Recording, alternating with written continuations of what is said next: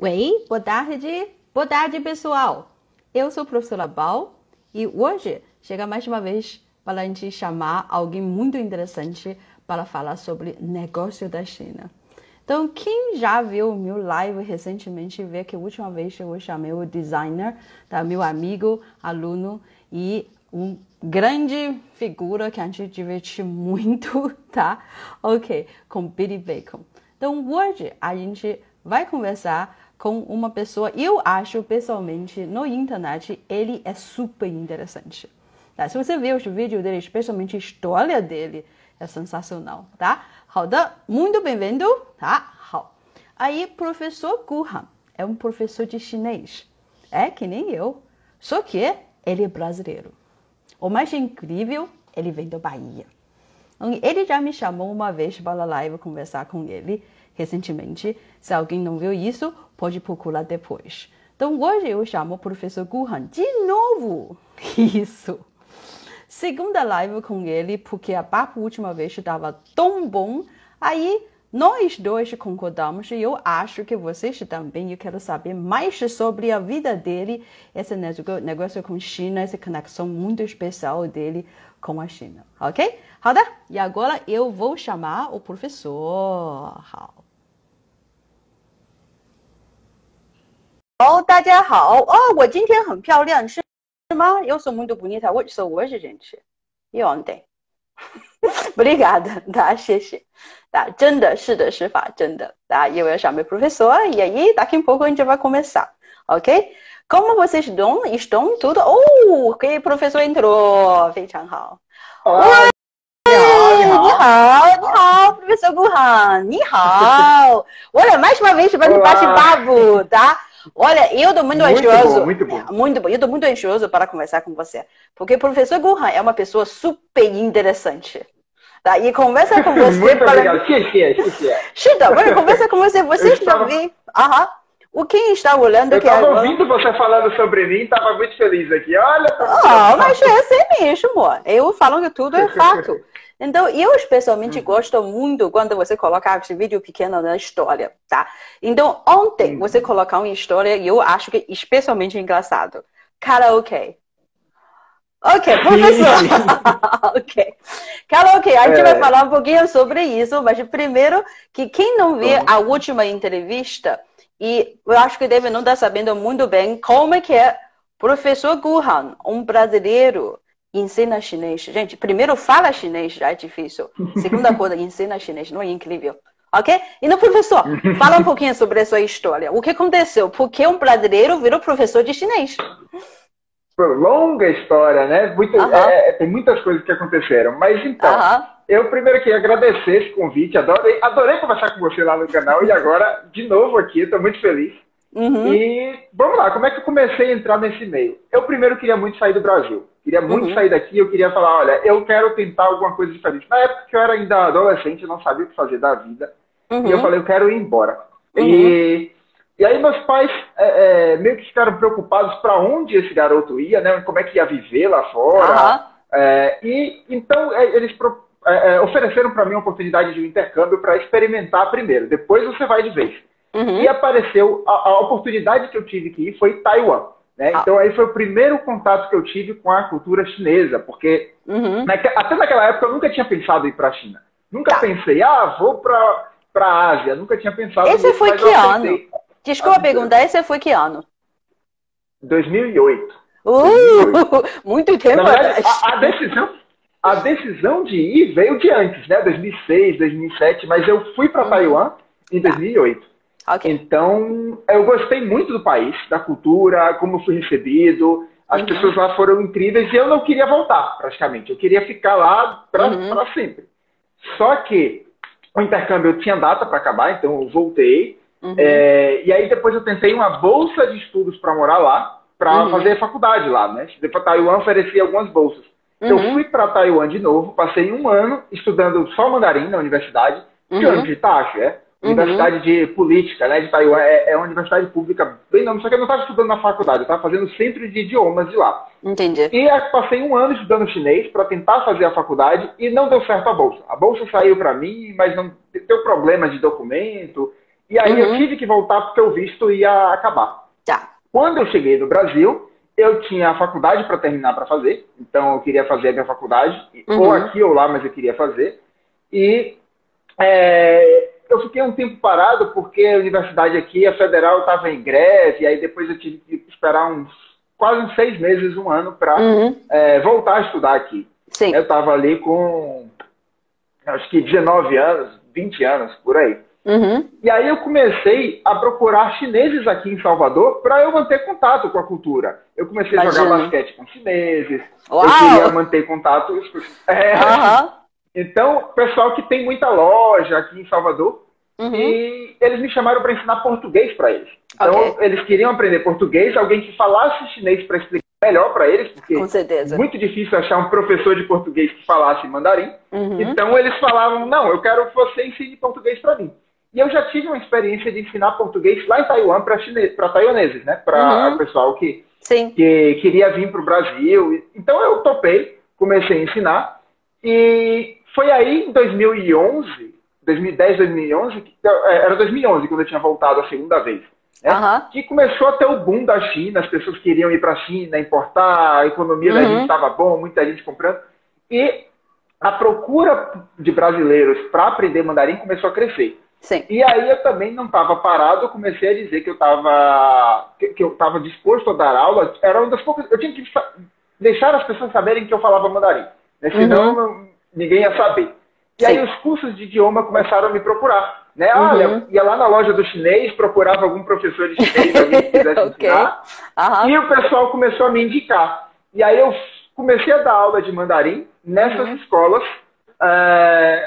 Eu ensinei até 3 escolas aqui em Salvador, que não eram minhas. Uma delas, a que eu tinha mais alunos, eu tinha uma turma de uns 8 a 10 alunos, ela fechou. Ela era uma escola de idiomas que tinha espanhol, inglês, francês, e ela fechou porque estava com poucos alunos na outra, mas no mandarim estava cheio. E aí os alunos falaram, Lao-Shi, agora a gente faz o quê? Né? O que é que a gente faz agora? A gente quer ter aula. Então, eu aí já estava na universidade, eu já estudava, eu fiz a administração e aluguei uma sala, um escritório e comecei a dar aula de chinês para esses brasileiros. E o pessoal foi espalhando, foi falando, eu aprendo com o professor tal, fui recomendando. E quando eu acabei a faculdade, minha vontade era voltar para Taiwan, ou viajar, ir para outro canto. Eu queria trabalhar com mandarim, mas eu ainda não sabia com o quê. Nesse período de faculdade, eu trabalhei com... Eu fiquei ensinando mandarim esse tempo todo, esses 4 anos ensinando chinês, mas aparecia turista, eu fazia guia de turista, não tem que falo. Intérprete. O pessoal começou a me chamar para muitas coisas. Eu fui para a China em 2014, fui para a China em 2015 como intérprete.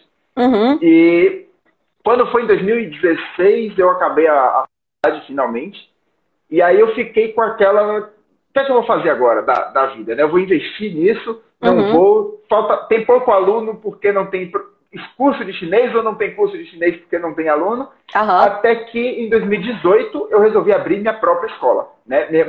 Eu já dava aula antes, mas eu falei, não, eu vou abrir minha escola com meu material, do meu jeito de ensinar. Grande sucesso. Você fez uma coisa incrível, eu vi. A sua escola. Eu arrisquei, né? Eu falei, olha, vou abrir uma escola aqui que não tem, e vamos ver se dá certo, porque é o que eu quero fazer. E em 2019 eu vim para a internet. As pessoas me conhecem aqui na internet desde 2019, mas em 2018 eu abri a escola aqui em Salvador. Entendi. E de chinês mesmo é a primeira, assim, é a única que tem. Tem outros professores de mandarim, tem algumas escolas, mas só de chinês com a ideia de fazer esse centro. Até eu fazia karaokê aqui na escola também. Por isso eu tô falando. Eu vi, olha, karaokê, não tem coisa mais de chinês do que em karaokê. Sim. Tá. E essa é a minha história. Hoje eu estou aqui, já conheço a professora Bao, conheço outros professores da internet. E estamos aí mostrando para as pessoas que chinês é legal de aprender, é uma língua muito, muito interessante. E estou nessa luta todo dia mostrar que aprender chinês também pode ser fácil. E eu sinto que você, quando você está no seu live, ou quando você com vídeos pequenos, está falando a coisa, ensinando, eu sinto que você tem uma paixão no seu trabalho. Eu sinto você faça isso porque você gosta. É isso? Que bom. Que bom. O que você falando nisso, o que me motiva mais? Porque eu tive nessa história toda 8 professores de mandarim nativos. Né? Todos os 8 professores que eu passei são nativos. Sim. E eu sempre tive dificuldade na comunicação para explicar a forma que eu consigo enxergar o chinês de uma forma. Tá. E depois de muitos anos, eu consegui. Aí quando eu comecei a dar aula, eu comecei a tentar explicar do jeito que eu enxergava as coisas e os alunos começaram a entender melhor. Então, a motivação que eu criei a escola é porque dá para enxergar chinês de um jeito fácil. É essa a minha paixão. Entendi. Eu quero mostrar que aprender mandarim não precisa ser aquilo complicado que as pessoas imaginam, aquilo chato. Eu tento quebrar o estereótipo, né? Que é que eu tenho muitos alunos que são assim, não tem problema nenhum, mas as pessoas acreditam que a China todo mundo é zen, é kung fu, é tai chi chuan, é sempre chinês é paciência. E eu falo, não, gente, chinês gosta de bagaceira, chinês é feliz, chinês assiste, joga futebol também, chinês joga mal, tá? Mas joga mal. Chinês é... Chinês é nerd também, chinês tem todo tipo de chinês. A China é imensa, tem muita coisa. Sim, né? sim. Não é só aquela coisa que as pessoas pensam de Kung Fu e que é isso também, né? Tem isso, mas tem muita coisa na China que é interessante. O pessoal fala muito que brasileiro adora meme, chinês também adora meme. Eu vejo o Douyin, tem muito meme na China. Né? Tem muita piada, muita coisa engraçada na internet. Todo dia tem uma nova palavra e expressão nascida na internet. Que isso que é também a língua está desenvolvendo, a internet ajudou muito, ou piorando, eu não sei. Tá? Mas o fato que ele está acontecendo, isso. E você fala que chinês tem dando um mundo de tipos. Do meu lado, como uma chinesa que mora aqui no Brasil, que na China a pessoa também tem uma ideia. O que é Brasil? Primeiro, tá? Hoje em dia a pessoa já sabe a diferença entre Brasil e Argentina. Tá? Raramente alguém confunde. Mas muita gente me pergunta se você come churrasco todo dia. Porque churrasco brasileiro, você come churrasco todo dia. Todo mundo jogar futebol? Então, professor, você joga futebol? Não, eu não jogo futebol. Ok. O brasileiro não joga futebol? Eu jogava quando... Vamos lá. Quando eu era criança, eu jogava porque a brincadeira das crianças no Brasil, muita parte é futebol. Né? Na escola, a hora do recreio é futebol, educação física é futebol. Mas eu nunca fui bom em futebol, a verdade é essa. Eu sempre gostei de fazer esporte, de correr, sempre fui uma criança ativa, mas eu nunca fui bom com a bola ali no pé. Né? Então... mais ou menos quando eu tinha uns 15 anos, eu comecei a fazer handball, já foi passar com a mão, e no ensino médio eu pratiquei rugby, que é o esporte assim que eu sou apaixonado. Né? Então, em Xikalanjiao é o que eu gosto mais de assistir e de jogar. A minha área é mais diferente do que os brasileiros costumam gostar. Até eu falo de chinês, porque os chineses acham que vocês brasileiros, todo mundo joga futebol, tá? Então, igual eu tenho que explicar às pessoas que eu não sei lutar, tá? Eu não sei Kung Fu, tá? Não me chamar de Shifu, ok? Porque não sei lutar. Então, e essa é uma coisa que lá no Salvador, que por causa de você entender que como é que a China, que os chineses já chegando até lá longe, que tanta gente está procurando, porque esse mercado crescendo tanto, e eu sempre falo que é bom para dois lados. Que é bom para o Brasil e bom para a China. Então, eu ensino que tem uma coisa que todo mundo, tá, os alunos que procura curso, procura estuda, isso não tem uma mistério. Como professor você conseguir falar chinês fluentemente? Um estrangeiro. Isso é um grande mistério. Você pode falar um pouquinho a sua experiência com a gente? Bom, como eu aprendi a fluência, né? Isso como eu alcancei esse jeito de falar. É interessante porque eu nunca queria aprender mandarim. Isso é diferente dos meus alunos hoje. Né? Eu acho que a maioria dos alunos que eu tenho, que você tem, as pessoas já querem aprender mandarim porque querem ir para a China, porque querem alguma coisa com a China. Quando eu aprendi, eu não tinha o objetivo de falar mandarim bem. Eu queria sair do país. E se eu precisasse aprender qualquer língua, eu ia aprender. Entendi. O que você quer é conhecer o mundo. Você conhecer o mundo. Exatamente. Eu queria conhecer o mundo. E quando eu cheguei lá, eu já tinha feito algumas aulas de mandarim aqui no Brasil para chegar lá sem saber, não chegar lá sem saber nada. Sim. E o que eu descobri, eu que era muito dedicado a ideogramas, eu fazia coisa. Para você ter uma ideia, eu comecei a estudar chinês, eu não sabia nem que tinha tradicional e simplificado. Entendi.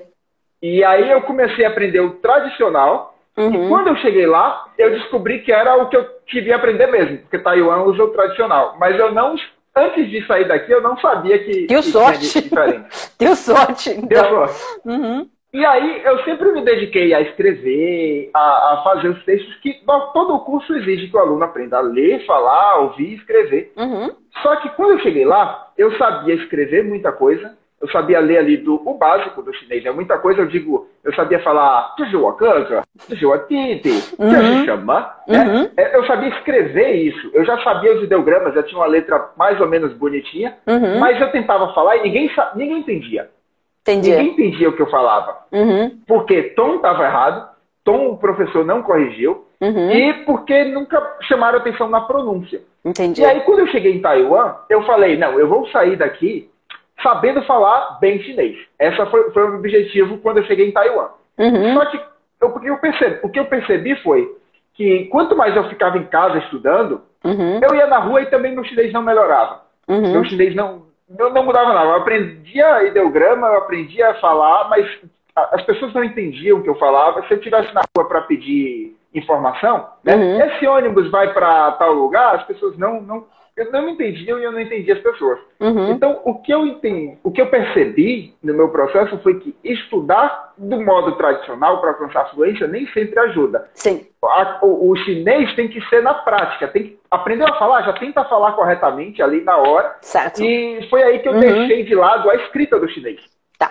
Nos primeiros meses que eu cheguei lá, eu falei, olha, não vou aprender ideograma, não está me ajudando em nada a falar, eu vou concentrar o foco na conversa, eu quero tentar falar e entender as pessoas, e foi assim que eu consegui a fluência. Como lá eu estava tendo contato todos os dias eu estava ouvindo e falando chinês, o período foi de 3 meses que eu consegui, assim, falar no telefone e entender as pessoas. Certo? Então a pessoa me ligou, a família que me recebeu me ligava, falava, tô indo para casa, vou atrasar um pouquinho, tô no ônibus. Foi ali um período de 3 meses. E o que eu observei de todos os estudantes que moraram em Taiwan, o período de fluência é mais ou menos esse, 100 dias, 90 dias, se você todos os dias estudar e tentar falar. Entendi. Essa é a média que a gente adquire essa fluência. Mas, porque isso também porque eu falo que fluência é você conseguir se comunicar. Sim. Não é falar perfeito, não é você conseguir saber tudo, escrever tudo. Então, esse foi o processo de fluência. Quando eu fui para lá a segunda vez, eu sabia falar muita coisa, eu já me virava, eu já ligava no restaurante, eu não tinha problema nenhum, mas eu não sabia ler e escrever nada, porque eu deixei isso de lado. E aí, quando eu caí na faculdade, no centro de idiomas, eu percebo que, a minha lembrança, eu era a pessoa que falava melhor da sala e a pessoa que não sabia ler nada. Eu era praticamente analfabeto na turma. Ok. Parece criança chinesa ainda. Só que... Isso. E aí que eu percebi, aí eu dei a experiência de que é mais fácil a gente aprender a escrever e ler quando a gente já fala, do que quando a gente não sabe falar nada. Sim. E isso que eu trago, por exemplo, para o meu jeito de ensinar. Muita gente quer que o aluno, por exemplo, não sei, você dá muita aula sua, né? Suas turmas particulares. Sim. Mas tem muita escola de chinês que quer que o aluno passe na prova sabendo escrever xie. O ideograma é muito difícil.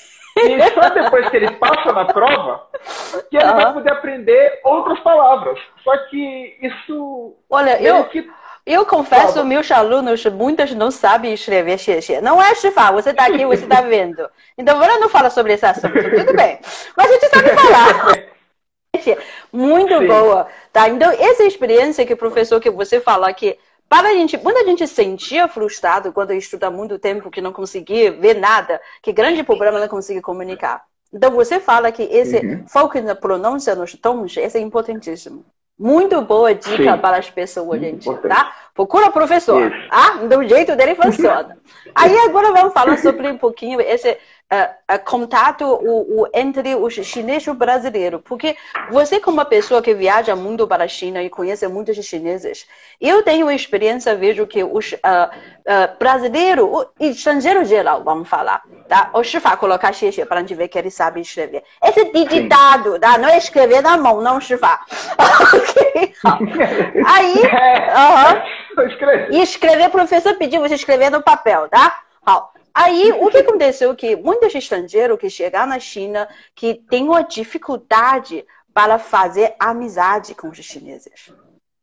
Muita gente me disse, é difícil ser amigo com os chineses. Qual a sua experiência ou dica? Eu tenho certeza que você tem amigos chineses. Okay. Sim. Assim, eu acho que em qualquer lugar do mundo, e aí eu tenho, quanto mais velha a pessoa, ela fica presa aos laços da infância e quando era jovem. Sim. Esse é todo ela mundo. Tende a não criar novas amizades, né? Algumas pessoas são mais fechadas e elas se voltam para a família. Então, não é que chinês é difícil fazer amizade. Você tem que fazer amizade com as pessoas na época que elas estão dispostas a fazer amizade. Então, quando eu morei em Taiwan, eu fui para lá no ensino médio. Então, os amigos que eu fiz eram da escola ainda. E quando eu fui para a universidade. E universidade eu acho que é um centro muito bom para qualquer pessoa que quer fazer amigos. Sim. Porque, pelo menos lá em Taiwan, as universidades eram abertas para os estudantes. Eu estava estudando idiomas. Então, eu poderia lá praticar, por exemplo, o rugby com os estudantes da universidade, do time da universidade. Então, eu recomendo que as pessoas que gostem de qualquer atividade, seja violão, seja mágica, procurem pessoas universitárias ali da universidade para fazer essas atividades com elas. Porque Entendi. Chinês adora estrangeiro. Esse estudante mais jovem de universidade, eles vão querer conhecer pessoas estrangeiras para falar inglês, para treinar as línguas, e vão querer trocar aquela habilidade em comum. Né? Violão aqui na China, a gente aprende essas músicas. Toca uma música do seu país. Então, procurar o que a gente tem em comum. Você toca violão ainda? Uau. Não, foi só um exemplo. Ok. Mas, no meu caso, era rugby. No meu caso, eu ia para a universidade jogar rugby. Então, fiz amizade com as pessoas do rugby. E a gente ia sair, jogar junto. As pessoas, quando eles iam sair para outras atividades, eles também me chamavam. Né? Então, eles... Juan, vai ter churrasco hoje do time de rugby. Né? Vai ter Zhongqiujie Kaorou, ni yao qu ma? Né? Claro, não, onde eu assino, né? Sim. Então, se você encontra algo em comum com as pessoas de interesse, é mais fácil. Agora, se você vai para lá e não procura chegar para as pessoas no ônibus, ser meu amigo, eles não vão achar muito confortáveis de se abrir, né? Você tem que viver junto com as pessoas. Entendi. Os chineses são nascidos tímidos e fechados. E a nossa cultura é assim também. Mas brasileiro, como você que é uma pessoa feliz, e você procura e tem interesse e curioso, e assim que fica mais fácil. Outra coisa, comida é difícil para alguma pessoa. Tem gente que é difícil de comer. Então, quando chegar na China, todo mundo fala que está apavorado antes de sair. Já falei o que vai encontrar, que tipo de comida é, tá? Então, esse tipo de coisa qual é a sua dica, professor? Coma de tudo, experimente tudo. A minha dica principal pode ser resumida a isso. Quando eu fui para lá a primeira vez, eu não fazia ideia do que me esperava em Taiwan. Eu não sabia que tipo de comida os chineses comiam todo dia. Né? O arroz com feijão deles, que a gente diz no Brasil, eu não sabia o que era. Mas eu sou uma pessoa que sempre comi de tudo, sabe? Eu não tinha problema com comida, então eu não tenho alergia, eu posso comer frutos do mar, posso comer arroz, massa. Então,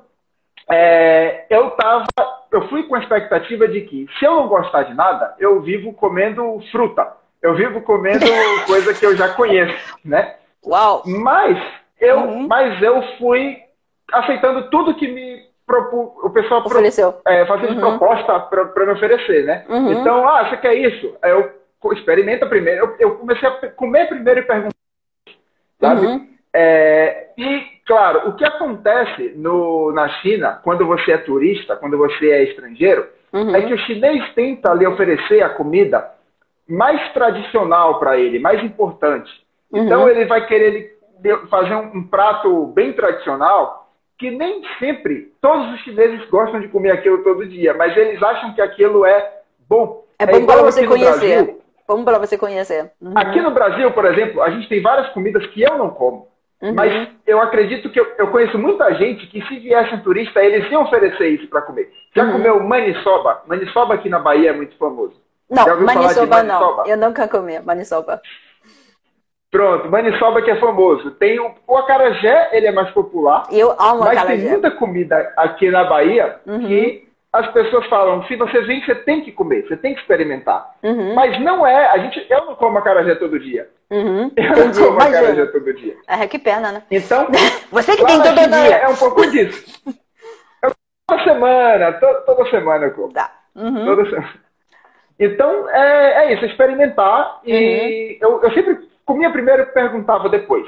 Lá uma coisa que eu acho estranho e que eu gostei muito de comer foi Juxiegao. Uau! Esse é o nível avançado. Muito avançado. Ok, explica um pouquinho, por favor. Mas eu não comia o que é? Juxiegao Ju é porco, gente. Ju é sangue e gao é bolo. Seria uns bolinhos de arroz, né? Você vai pegar um bolo de arroz grande, você vai acumular arroz, só que ele é regado no sangue de porco. E aí ele vai ficar gelatinoso, porque o sangue seca, vai ficar como se fosse um bloquinho de... Ele é a textura próxima ali de uma pamonha, né? Uma coisa assim mais dura. Só que é arroz ligado no sangue. E aí eles cortam cubinhos, assim, você pode comer parecendo um picolé, você pode comer assim no prato. Então, essa explicação é muito fofa. Comida que brasileiro estranha muito. Depois vocês podem procurar, pergunta a professora Bal, como é que escreve. Eu vou escrever aqui. Ok, pode escrever, tá, professor? Então, esse aqui é uma comida muito avançada, mesmo para chinês. Tá? Mas, e o que você explicando... E não tenha medo para me experimentar, porque quando você quer aprender a cultura, que você abre seu coração e experimenta. E muitas vezes eu acho que é bem melhor do que eu pensava. Se você não gostou, você não precisa continuar comendo, não é? Aí, aqui, Shifa tem uma questão para você, professor. Tá? O meu aluno, ele falou, se você não tivesse ido estudar na China, você acha que conseguiria ter a mesma fluência de hoje em quanto tempo?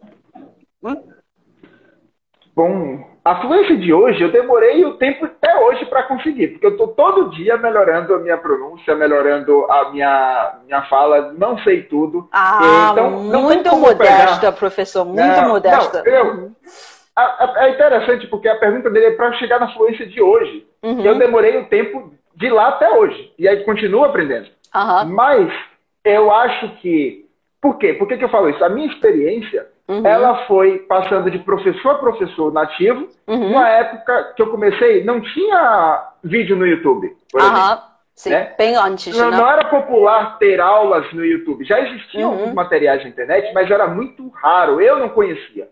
Né? Naquela época, não tinha smartphone. Eu não tinha smartphone. Até eu voltar da segunda vez, eu não tinha smartphone. Então, esse período eu não tinha tanto recurso quanto os alunos têm hoje. Sim. E hoje eu ensino para os meus alunos uma forma mais rápida de alcançar essa fluência do que a que eu passei. Então, em quanto tempo eu demoraria? Eu diria assim, com um professor como eu, ou uma professora como a professora Bal, dá para alcançar em uns 6 meses você se comunicar fluidamente se você focar ali na conversação. Se alguém trabalha dedicado. Comparável.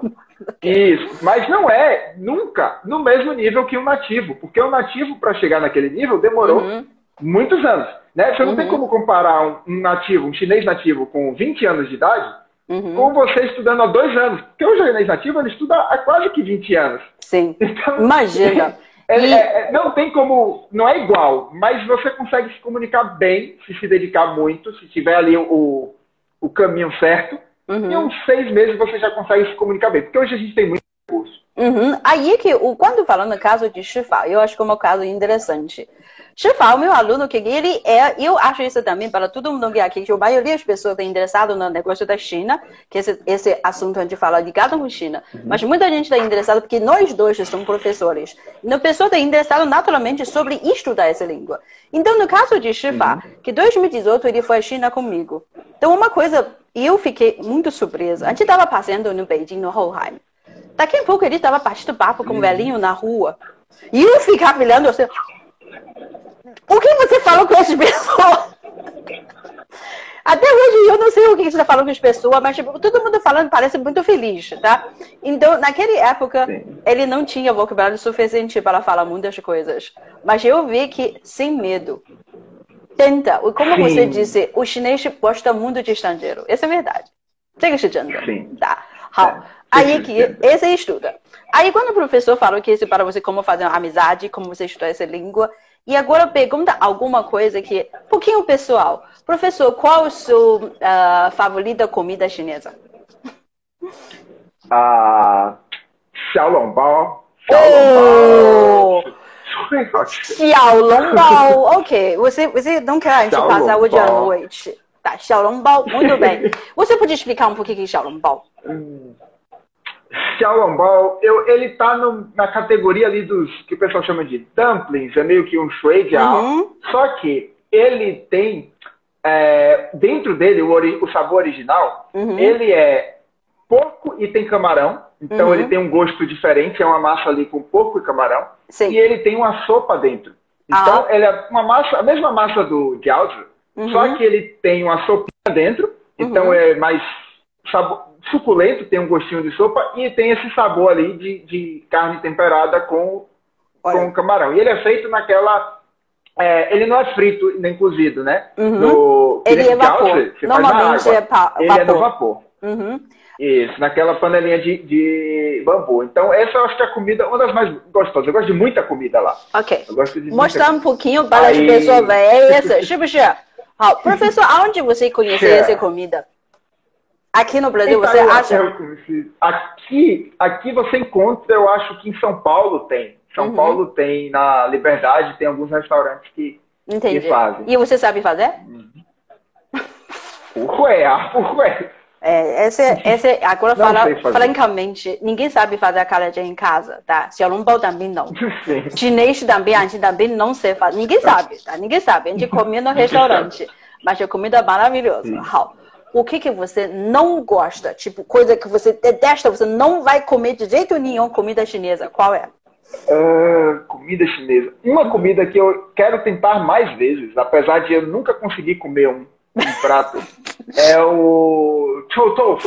Em Taiwan de chou tofu é muito famoso. Ok. Então, porque assim, eu tô falando de comidas que toda semana você pode sair para comer tranquilo. Os chineses comem esse tipo de comida todo dia.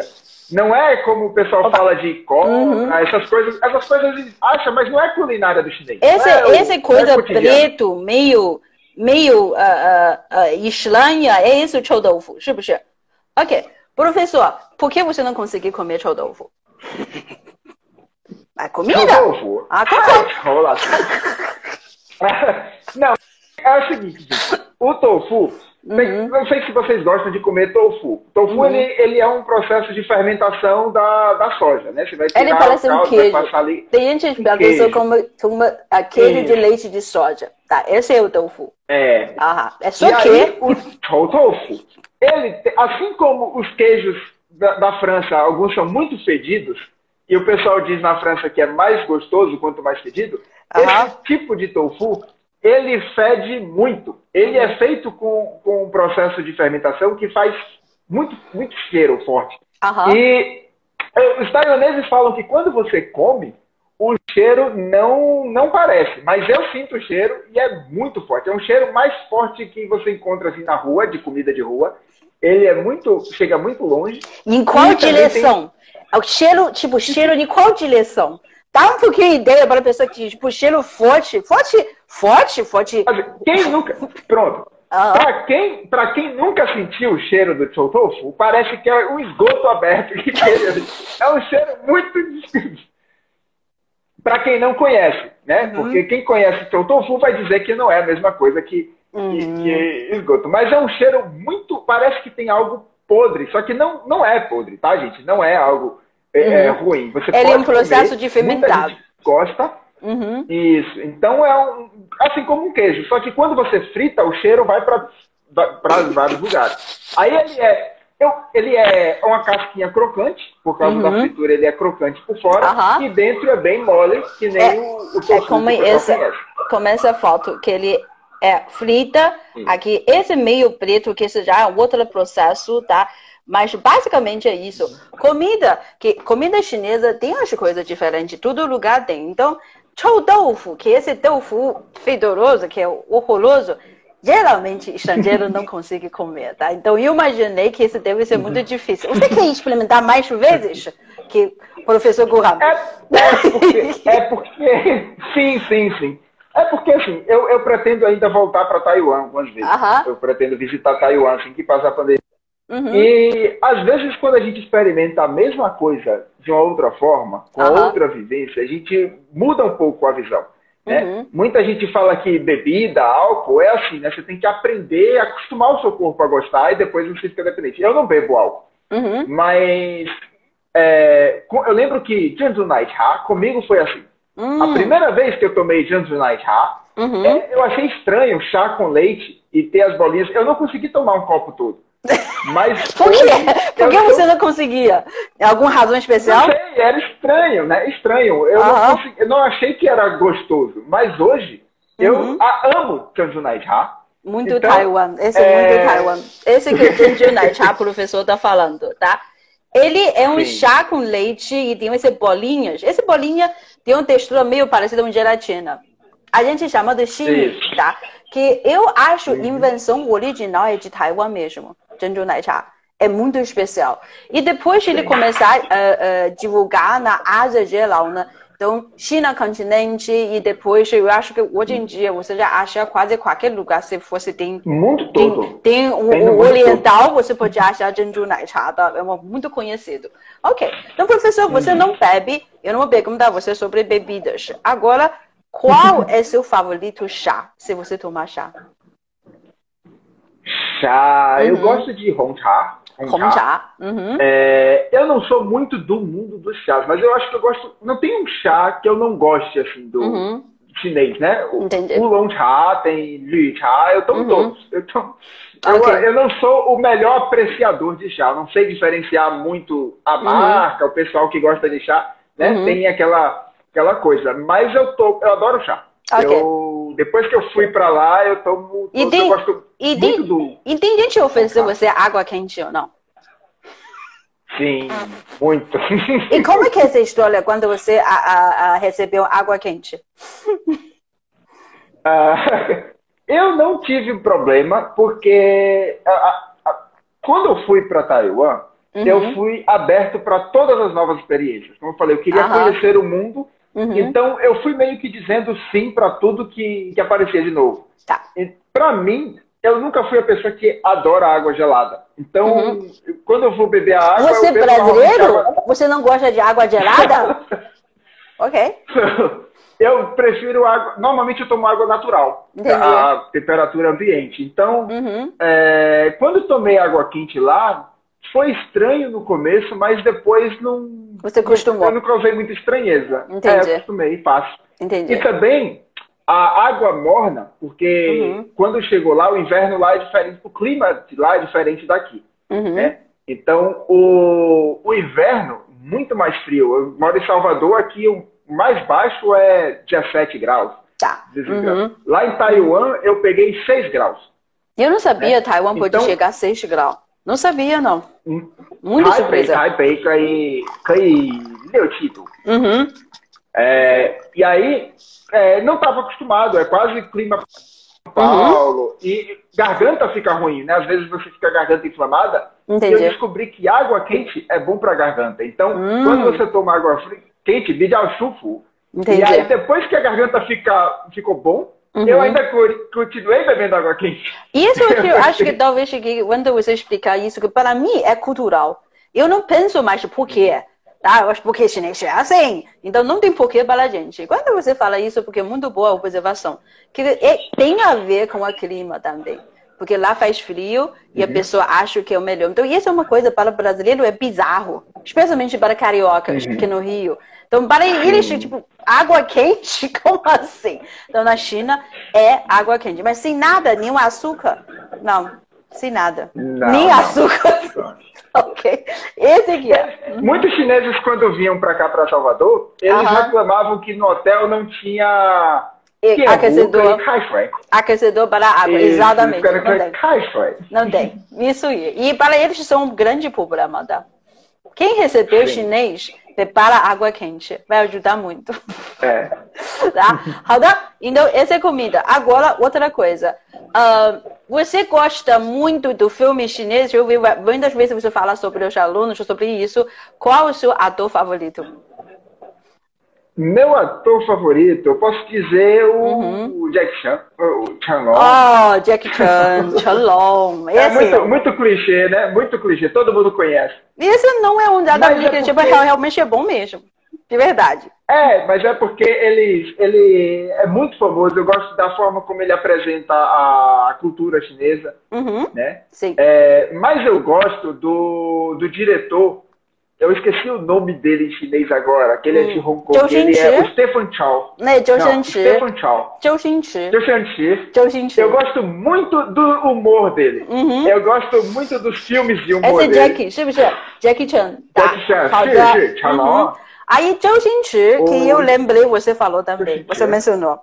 Zhou Xinchi é engraçadíssimo, o humor dele é especial. Eu acho muito engraçado. Tem gente que não gosta desse tipo de humor, mas eu adoro, porque os filmes que ele faz sempre envolvem China, no geral. Sim. A cultura chinesa está presente. E a imagem que ele passa da China, por mais que ele faça piada com Kung Fu, não é estereotipada. Eles conseguem, ele consegue fazer humor. Stephen Chow. Então, eu gosto muito dele. A gente também, todo mundo. E eu uso os filmes, cenas dele nas aulas, porque ele tem um amor. Às vezes é até difícil, porque o humor dele envolve um pouquinho cultural também. Tem coisa que a gente acha muito engraçado, tem coisa que não. Então, aquele filme que ele fez, você fala sobre Kung Fu, não é? Tem um filme dele muito conhecido chamado Kung Fu. Então, eu fui ver esse filme aqui no Brasil com os amigos brasileiros. Então, óbvio, quando eu vi que o original que esse filme passou era cantonês, nem era mandarim. Então, eu não entendia nada, mas tudo bem, sou chinês. Então, quando acontece de uma cena, eu sou a única pessoa a rir no cinema. Por quê? Porque as pessoas não sabem ler o que dá na tela.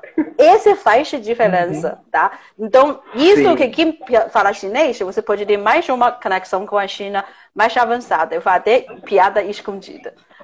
Então, agora música popular. Qual é o seu cantor favorito?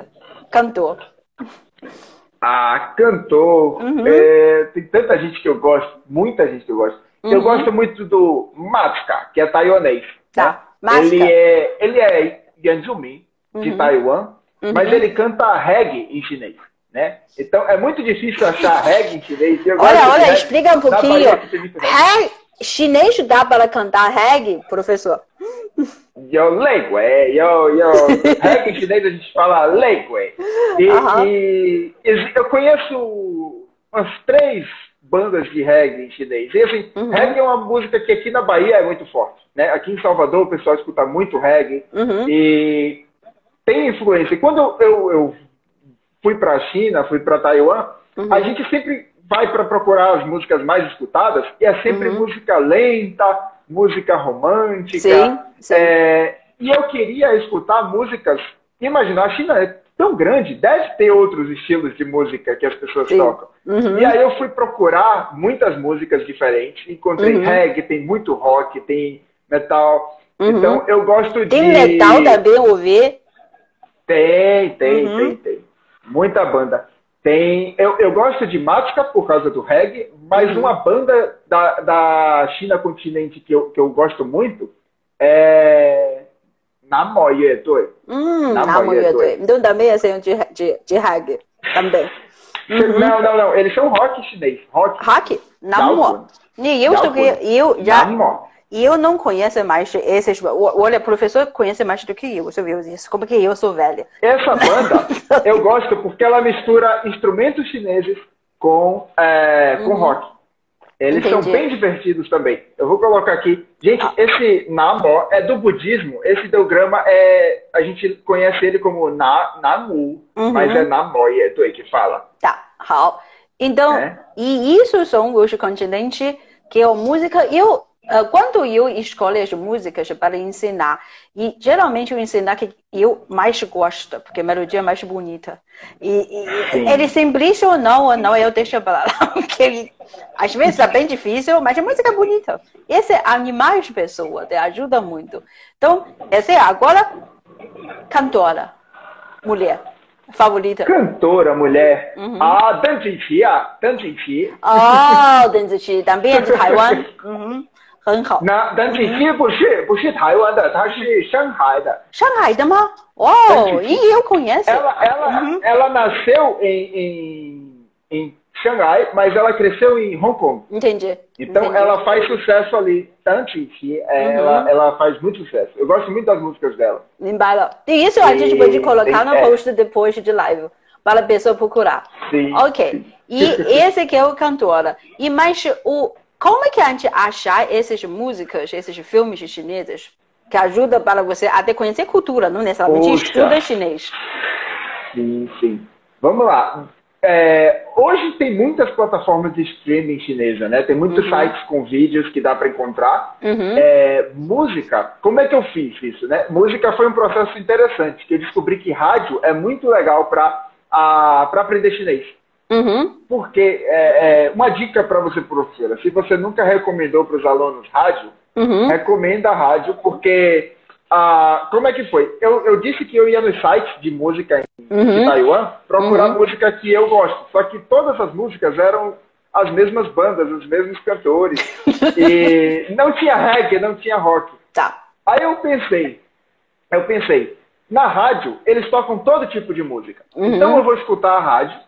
E quando aparecer uma música que eu gosto, eu vou procurar essa música com um pedacinho da letra que eu entender. Então eu ficava no computador ouvindo rádio chinesa o dia todo ouvindo para esperar uma música que eu gostasse. E naquela época meu chinês não era bom, eu não entendia nada da rádio, não entendia nada. O pessoal estava falando e eu só queria ouvir a música. Mas depois de 2, 3 dias, o nosso cérebro percebe padrões. E a rádio, ela é 100% sonora. Então, ela precisa usar recursos de som para a gente fixar e para chamar a nossa atenção. Então, com o tempo, depois de 2 dias, 3 dias escutando a rádio, você começa a perceber coisas que eu já sabia falar em chinês, mas eu não entendia. Quando vem número de telefone, se você está com fome, ligue para o número tal. Aí tem limbalilém. E aí você começa a perceber que você entende muita coisa da rádio. E aí, com o tempo, você começa a perceber horóscopo. Eu percebi, olha, você que é do signo de cavalo, você que é do signo de macaco. Então, você começa a se acostumar com os padrões que a rádio passa. Excelente. Porque a rádio tem vinheta. Toda hora ela passa a mesma coisa, a rádio. É propaganda, a mesma coisa. Então, é muito bom para treinar o ouvido. E foi assim que eu descobri bandas. Mas hoje, o Spotify tem muita música chinesa, muita banda. No YouTube tem muita banda. Sim. É mais fácil. Só que eu gosto de ouvir rádio ainda para treinar. Então, baseando isso, gente, seguir o professor Guhan. Ele tem tanta dica. Até para mim, tá? Então, isso é que quando você falou que seguir o rádio, eu lembrei que quando eu ia estudar português, eu usava muito, mas continuo estudando, né? Aí eu usava muito, eu ouvi muito rádio. Especialmente quando você passear na praia, você malhar ou passear na praia, que eu ouvi muito esse rádio, porque eu adoro quando você entendeu uma coisa no começo, especialmente quando no final de semana, aqui no Rio, tinha alguns canais só falar sobre forró. Aí vai ter festa de forró no sábado, onde tem um churrasco, tem um feijoado, e aí você entende uma coisa e fica muito feliz. Então é mais uma coisa. Sim. Excelente ideia, professor. Muito, muito bom. No rádio, o rádio eles falam rápido, é difícil no começo, mas o chinês de quem trabalha na rádio é é muito preciso. Sim. E normalmente tem lugar que na televisão, às vezes não fala tão preciso. Então, eu gosto muito de rádio por causa disso. É isso aí. Eu concordo. Muito legal. Ok. Então, rádio, comida, o chinês. Vamos falar uma coisa. Normalmente, quando na internet acontece, que isso também pode acontecer com você, que professor Guhan, que defende muito a povo chinês, defende muito a nossa cultura. Porque esse eu vou falar que essa parte que até um pouquinho difícil até conversar no live. Porque eu acho que muita gente também, por causa de mal entendida, ignorância, a tudo de coisa hoje em dia de política complicada, a gente vivendo nesse mundo. Então, acontece muitas, tipo, atacando cyberbullying, que há contra chinês, especialmente chinês. E eu nem falo que até chegar na política, governo. Não. Chinês mesmo. Então, esse acontece que é uma coisa, como o professor Guhan, que está fazendo o seu trabalho, que mostra a charme da nossa cultura, a beleza da nossa cultura. Então, eu adoro o seu trabalho. Para a pessoa ver que não precisa só ver as coisas. Quando a gente fala que chinês, tá? Vamos falar alguma coisa, que assunto, eu nunca falei isso no live, só com o professor Guhan. O que é difícil essa questão? Eu recebo muito isso. Chinês come cachorro. Esse que é muito difícil, duro, essa questão. Eu recebo muito isso. Chinês come cachorro? Come sim. Por fato, tá? E esse não é o único povo na Ásia. Coreano também come. Mas isso são as coisas que tem uma envolve que é horrível. E como você aceita isso quando você coisa estranha da nossa cultura? O que você acha, professor? Essa é muito difícil essa questão. Desculpa perguntar, tá? Você não precisa falar. A gente precisa falar disso, Val. Você fala que como eu lido com encontrar uma coisa de estranha da cultura chinesa. Sim. Né? No caso da cultura chinesa, eu não tenho problema nenhum com as coisas estranhas, diferentes que aparecem. Você experimentou escorpião, né? Sim. Nem eu caí no golpe. Nem eu. Esse foi golpe, é verdade. Ok. Mas, então, professora, eu vejo o povo chinês, o povo e o governo também, eu acho que não dá para a gente ficar separando o governo de China do povo chinês. Eu acho que o governo chinês representa, assim, a vontade do povo. Sim. E eu acredito que eles têm se esforçado muito para melhorar cada vez mais. Sim. Eu acredito que tanto o povo chinês quanto o governo chinês quer sempre fazer o melhor. E eles sempre veem isso para gerações futuras. Sim. Então, não importa se o passado teve erro, a gente não está aqui para falar o que errou no passado. A gente quer fazer o melhor de hoje para frente. Então, eu vejo o povo chinês desse jeito. O povo chinês não quer voltar para o tempo ruim. Naquela época tinha isso ruim. A gente não quer viver mais isso. A gente quer viver coisa para frente. Então, eu encarando a cultura chinesa e o povo chinês dessa forma, eu acho que cabe os brasileiros, eu falo todos, eu também, aprender como a China está transformando o país. A China, quando eu fui em 2015, não era a mesma China que é hoje. Quando eu fui para a primeira vez na China em 2010, não era a mesma China que é hoje, era completamente diferente. Então, quando eu fui em 2010 eu vi em 2010 chinês dentro do metrô, um chinês cuspindo dentro do chão do metrô. Tá. Isso é nojento, mas eu acho que hoje você não encontra tão fácil. Hoje você não encontra, 10 anos depois, 11 anos depois, não encontra mais tão fácil isso. Porque a China está mudando muito, muito, muito rápido. A cada 5 anos é uma outra China. E o povo chinês ele está sempre querendo o melhor. Ele está sempre melhorando e correndo atrás disso. E eu acho que as pessoas têm uma imagem da China de muito tempo atrás. E pensa que o chinês é daquele jeito e não muda. E eu acho que por fato daqui no Ocidente, aí não só no Brasil, a gente não muda nada, a gente acha que a China continua a mesma coisa e que a gente também não está acostumado com a nossa mudança. Eu acho que esse é um problema do Ocidente com o Oriente, que eu acho que a China hoje tem sido o maior representante lá na Ásia, porque não tem só eles. Mas eu encaro hoje essas mudanças, essas estranhezas com isso, sabe? A gente vai evoluindo, a gente vai se transformando, a gente muda. Professor, desculpa, você não pode me chamar de Bao, tá? Ok. Professora Bao. Pode me chamar de Ju, tá? Ju, mas de Bao não. Ju. Tá bom, Ju. Não, meio guanche, não tem problema. Essa é uma brincadeira. Tá. Então, é isso, Ju. Eu acho que a China muda muito rápido e a gente não quer mudar. O Ocidente não quer mudar para coisas novas. Se a gente se eu parei para pensar, se a gente mudar pensar dos anos 90 até hoje, o Brasil, o que mudou praticamente na sociedade foi tecnologia, né? Então, eu saio na rua hoje, eu vejo o que é que está aí de diferente. Orelhão, ninguém usa mais. Sim. A gente usa celular por causa de tecnologia. Mas carro mudou, as marcas dos carros mudaram, o trânsito mudou alguma coisa, mas a vida da gente tá igual. A nossa forma de viver não mudou quase nada. A gente hoje tem a mesma coisa dos anos 90 com a internet. E lá na China não é assim. A China, a cada 5 anos, é outra vida. Eu acho que cada ano é outro mundo. Cada ano. E a gente tem que aprender a melhorar. Então, por mais estranho que pareça, essas coisas de que come cachorro e cospe, eu acho que não define um povo, sabe? Eu acho que, principalmente os chineses que têm uma mudança tão rápida. Sim. Eu acredito que o brasileiro não quer mudar e ele vê essa mudança, ele não quer acreditar que os outros estão mudando. Eu acho que é um pouco disso. A gente pode passar uma noite inteira falando sobre as duas sociedades, mas eu acho que o brasileiro não consegue perceber e reconhecer uma mudança no outro, que está realmente melhor do que ele imagina. Entendi.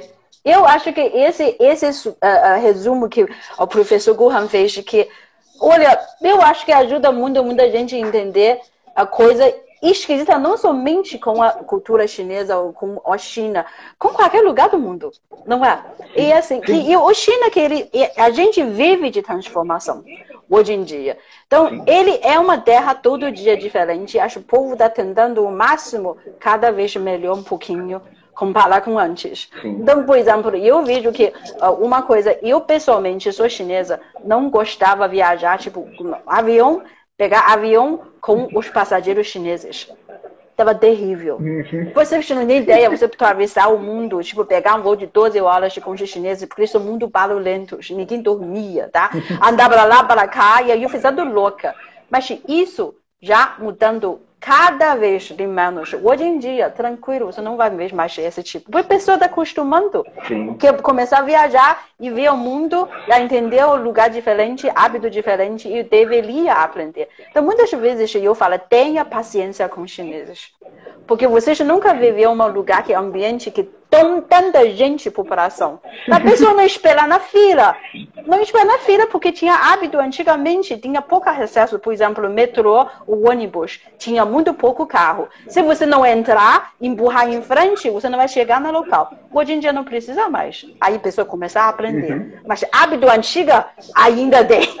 Tá? Então as pessoas tenham paciência com o chinês. Então agora, professor, vamos responder as questões que a pessoa falar aqui, tá? Tem as pessoas me perguntou que vejo que o idioma que mais vejo crescendo é o mandarim. Vocês acham que ele irá tomar o lugar do inglês? Professor, o que você acha? Olha, eu tenho um vídeo para o YouTube que eu estou preparando para falar sobre isso, mas minha análise sobre isso, mas eu não acho que vai tomar o lugar do inglês, porém, não vai ter nenhuma outra língua que ocupou o espaço que o inglês ocupa hoje. O inglês vai cair e nenhuma língua vai tomar o lugar do inglês. O que é que eu quero? Isso implica que o mandarim vai ficar cada vez mais popular e o inglês menos popular, só que não vai. Eu acredito que em 20 anos a gente não vai ter uma língua que vai ser presente no mundo inteiro. O que eu penso é que com a língua de qualquer lugar, a língua global, vamos dizer assim, ela segue a potência mundial. Então, quando a França tinha lá Napoleão, o francês era popular. Exatamente. Quando a Inglaterra tomou a Revolução Industrial, o inglês virou o mais falado e os Estados Unidos, foi a nova potência, também ficou o mais falado. O chinês já está em 2028 para passar a potência mundial. Então, nesse século, o chinês vai ser uma língua, o mandarim vai ser a língua mais relevante do momento. Só que eu não acredito que vai, por exemplo, tomar o lugar do inglês no avião. Se a gente pegar um voo daqui para o Chile, que não precisa falar mandarim, a gente fala inglês no avião, né? Se a gente pega um voo de São Paulo para o Chile, lá no avião fala inglês. Sim. Eu não acho que a língua vai trocar para mandarim. Eu acho que não vai ter essa mudança. Mas, da Europa para lá, incluindo África, o chinês vai ser cada vez mais presente e essencial. Assim, passando da Europa para lá, e inclui a África inteira, o mandarim ele vai ser como se fosse o inglês para lá, vai ser essencial do lado de lá. Aqui, do lado da América, vai ser diferencial. Sim. E lá o mandarim vai ser necessidade e o inglês lá vai ser diferencial. Mas eu acho que se a gente pensa no mundo mais próximo, por exemplo, os países africanos todos estão tendendo para o chinês porque a China está ajudando eles a desenvolver. Quando eu fui em 2015 na África, eu fui para a China em 2015 e passei pela África do Sul. Lá já tinha placa de propaganda outdoor em mandarim. Imagina. Há 5 anos atrás. Então, hoje, países como Etiópia, Gana, todos Angola, os países que estão junto com a China vão ter mais presença do mandarim e o angolano não vai mais aprender inglês, ele vai aprender mandarim. Isso. Né? Então, eu acredito que o mandarim vai ter muito mais presença e não vai ser...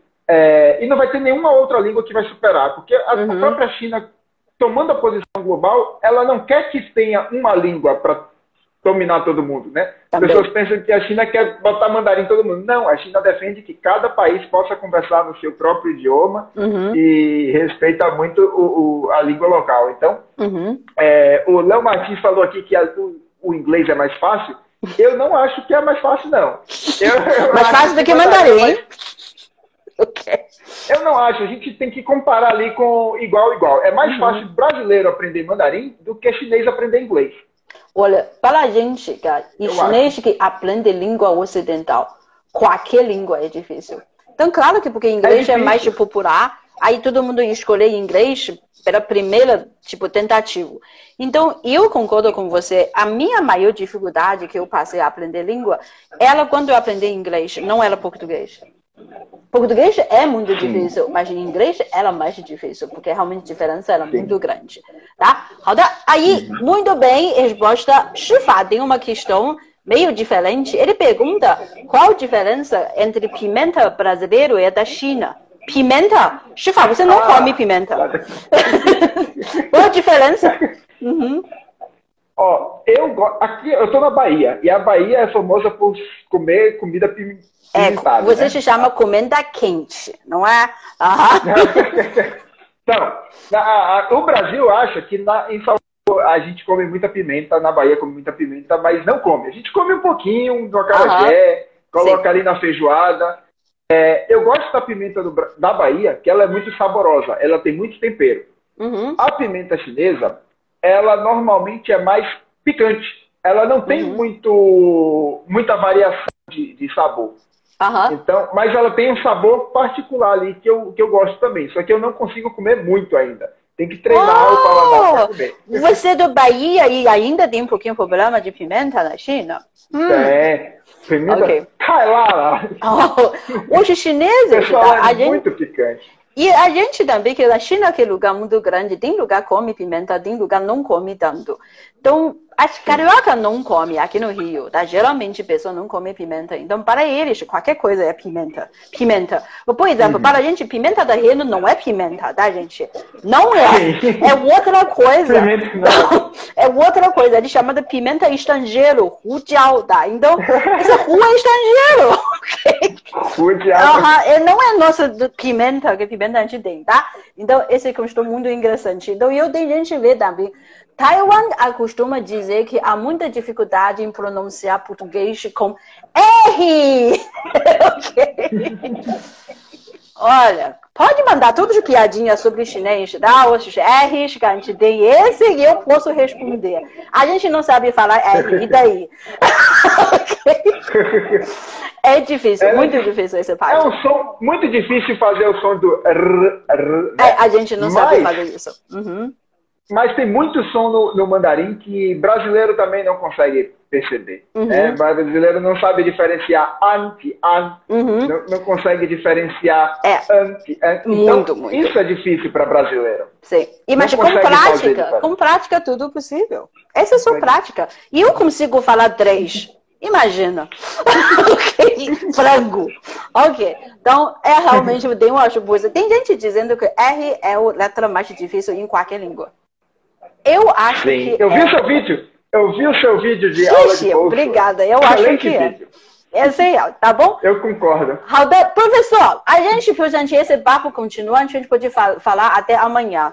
Eu acho que agora a gente vai encerrar para você descansar também. Muito obrigado pelo convite, a compartilhar sua experiência com a gente. Siga o professor Guhan, tá? A gente procura ele. Funciona. Então, gostei muito. Professora Bal, trabalho excelente, professora Bal. Muito obrigado por você ter me chamado aqui. É um papo muito bom sempre. Você conduz aí a entrevista, pergunta tudo. Eu adoro ficar aqui respondendo as coisas. Eu também. Adoro perguntar a você. A gente pode marcar outro encontro, depois acho que as pessoas adoram ver a gente conversar. Eu acho que a gente pode, arranjar que específico, uma tópica, um assunto especial. A gente fala hoje só sobre falar isso, a outro assunto a gente fala só falar uma coisa concentrado. Tá bom? Eu gostei muito, professor. Podemos marcar, tá bom? Gente, muito obrigado. Bom final de semana. Obrigado para todo mundo, tá bom? Meus alunos que me acompanham e não conhecem a professora Bal, segue a professora Bal também. Tem muita gente que veio aqui, eu vi aluna minha. Tá bom? Que ela faz um trabalho muito legal. 好的，谢谢 professor。bom final de semana，周末愉快，大家再见。周末愉快，再见。再见。